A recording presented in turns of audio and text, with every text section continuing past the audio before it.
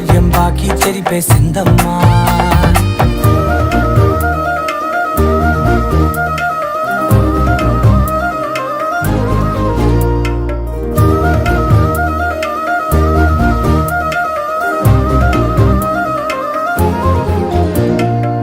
ఏకాంతాలన్నీ ఏకాంతం లేక ఏకరువే పెట్టాయే ఏకంగా.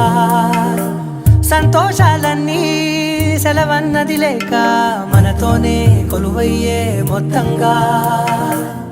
స్వాగతాలు లేని ఒంట్లో ఉండలేక విరహం కనుమరుగయ్యే మనతో వేగలేక. కష్టం నష్టం అనే సొంత వాళ్ళు